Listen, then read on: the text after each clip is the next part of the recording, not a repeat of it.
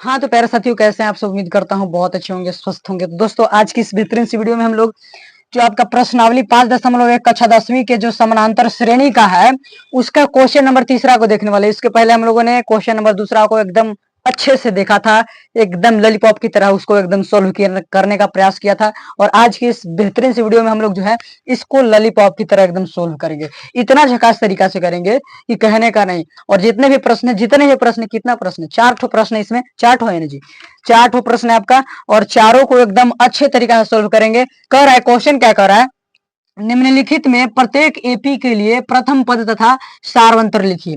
निम्नलिखित में प्रत्येक एपी के प्रथम पद तथा सारवंतर लिखिए। तो प्रथम पद और सारवंतर यानी कि क्या कर रहा है, A1 ज्ञात करने के लिए कह रहा है और डी ज्ञात करने के लिए कह रहा है। A1 यानी कि प्रथम पद और सारवंतर यानी कि डी। इसको डी से सूचित करते हैं, सारवंतर को डी से डिनोट करते हैं कि नहीं करते हैं। तो याद रखिएगा यह जो है एपी के फॉर्म में दिया हुआ है, एपी के फॉर्म में दिया हुआ है ना। ये दोनों जो है एपी के फॉर्म में दिया हुआ है। एपी के फॉर्म कहने का मतलब जब भी एपी के फॉर्म में दिया हुआ रहे तो जो सारवंतर होगा हर एक जगह जब निकालेंगे तो समान ही आएगा। तो देखिए यहाँ पर A1 यहाँ पर क्या हो जाएगा, सबसे पहला पद प्रथम पद कौन है आपका, 3 है, तो प्रथम पद तो 3 आ गया। यानी कि ये जो है प्रत्येक के लिए प्रथम पद, यानी कि जो पहला क्वेश्चन इसका तो प्रथम पद 3 आ गया। अब डी जो है सारवंतर कैसे ज्ञात होगा, तो सारवंतर ज्ञात करने के लिए फॉर्मूला होता है A2 माइनस A1, है ना।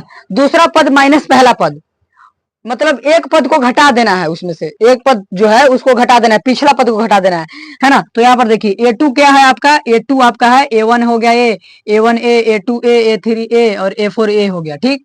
तो A2 क्या है आपका 1 है, तो 1 में से किसको घटा देना है, 3 को घटा देना है। तो 1 में से 3 जब भी घटाइएगा आप लोगों को तो क्या प्राप्त होगा, तो 1 रुपया पैसा है और 3 रुपया कर्जा हो गया। तो कई रुपया अभी कर्जा देना है आपको, तो 2 रुपया कर्जा देना है, यानी कि -2।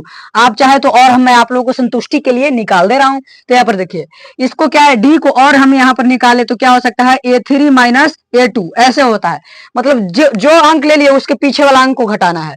जैसे कि A3 ले लिए तो A2 घटाएंगे तब सारवंतर निकलेगा, A4 ले लिए तो A3 घटाएंगे तब सारवंतर निकलेगा, और सभी जगह समान निकलेगा, तभी मानिएगा कि एपी है।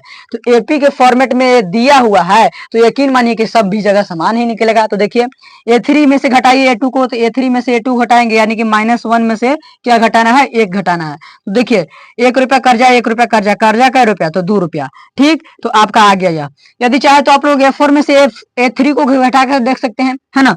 A4 में से जो आपको है, A4 में से A3 को भी घटा करके देख सकते हैं, तो क्या प्राप्त होगा, A4 यानी कि -3 और A3 यानी कि -1, है ना, में से घटाना है, यानी कि घटाना है A3 पद। देखिए A4 में से यानी कि -3 में से घटाना है कौन, A4 A3 पद, ठीक, A3 पद।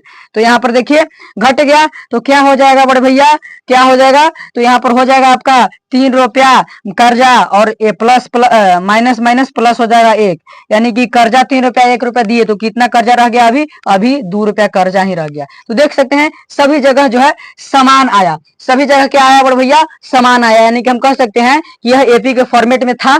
और पहले भी कहा है कि प्रत्येक एपी के लिए, यानी कि एपी के फॉर्मेट दिया हुआ है, यानी कि सारवंतर आपका डी निकल गया। तो इस तरह से निकालने की जरूरत नहीं, आप एक में भी निकाल दे सकते हैं और उतना ही आपका आंसर हो जाएगा। तो प्रथम पद और सारवंतर आपका ज्ञात हो गया, है ना। प्रथम पद सारवंतर आपका ज्ञात हो गया। अब हम लोग दूसरा क्वेश्चन की ओर चलते हैं। तो यहाँ पर देखिए प्रथम पद यहाँ पर क्या हो जाएगा बड़ा भैया, प्रथम पद यानी कि पहला पद, जो पहला पद आपका -5 है कि नहीं, है ना। A1, A2, A3, A4 यह 4 पद है ना। तो प्रथम पद आपका A1 यानी कि -5। अब सारवंतर ज्ञात करना है, तो सारवंतर आप चाहे तो कहीं पर भी कोई को भी उसके पीछे वाला से घटा सकते हैं। तो मान लिया कि हम A2 ले लिए, तो A2 है ना, A2 में से आप A1 को घटा दीजिए, A1 को घटाइएगा तो क्या प्राप्त होगा बड़े भैया, A1 को घटाइएगा तो क्या प्राप्त होगा बताइए। तो A2 यानी कि -1 में से घटाना है किसको, -5 को, है ना, -5 को घटाना है। तो यहाँ पर देख सकते हैं आप लोग कि D बराबर क्या हो जाएगा, -1 और माइनस माइनस +5। तो यहाँ पर देखिए 1 रुपया कर्जा और 5 रुपया दे दिए, तो फेरेगा क्या रुपया, तो 4 रुपया फेरेगा कर्जा, 4 रुपया मतलब कर्जा खत्म हो जाएगा और 4 रुपया वह और फेरेगा, ठीक। तो यानी कि D बराबर 4 निकल गया, सारवंतर जो है 4 निकल गया, है ना, सारवंतर 4 निकल गया। और A1 जो आपका है -5 निकल गया कि नहीं। तो यहां तक आप लोगों को दूसरा क्वेश्चन में इस प्रकार से भी करके देख सकते हैं।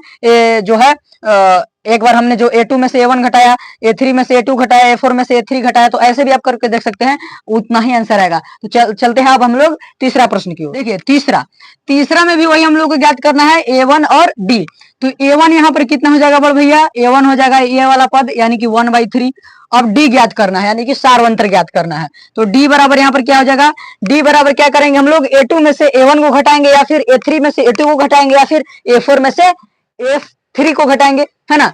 और इसी तरह से डॉट डॉट दिया हुआ है, एपी में दिया हुआ है, आप लोग देख लीजिएगा बुक में। तो डॉट डॉट दिया हुआ है यानी कि और आगे भी जा सकता है, ठीक।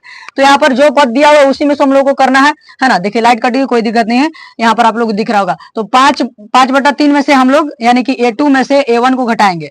तो यहाँ पर क्या हो जाएगा, D बराबर A2 में से A1 यानी कि 5/3 में से जो है 1/3 घटेगा। अब लघुत्तम लीजिए, बट्टा पर जोड़ हो जाएगा, घटाव हो जाएगा, है ना। यहाँ पर 3 लघुत्तम आ गया, यहाँ पर 5 आ जाएगा, और यहाँ पर क्या आ जाएगा, 1 आ जाएगा। तो यहाँ पर D बराबर आपका फाइनली आंसर जो है 4/3 आ जाएगा। आप लोग देख सकते हैं A3 में से A2 को भी घटा करके, A4 में से A3 को भी घटा करके। तो A1 बराबर यानी कि प्रथम पद 1/3, है ना, और जो है सारवंतर 4/3, ठीक। अब हम लोग देखते हैं चौथा प्रश्न। तो चौथा प्रश्न में A1 आपको क्या दिख रहा है, A1 यानी कि प्रथम पद, जो पहले पहले पद दिख रहा है वही आपका प्रथम पद कहलाएगा। तो पहला पद आपका 0.6 दिख रहा है, तो 0.6 हो गया आपका। अब जो है सारवंतर ज्ञात करना है यानी कि D। तो D में हम क्या करेंगे, या तो A2 में से A1 को घटाएंगे, या फिर A3 में से A2 को घटाएंगे, या फिर A4 में से A3 को घटाएंगे। ऐसे आप लोगों को ध्यान में रखना है, यानी कि मतलब जहां पर हम पहले वहां पर लिखे उसके पीछे वाला घटा देंगे।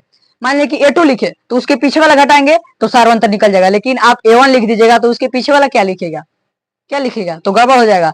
यानी कि A1 से बाद वाला लीजिएगा, A1 के बाद वाला, प्रथम पद के बाद वाला लीजिएगा, और उससे उसके पीछे वाला घटाइएगा।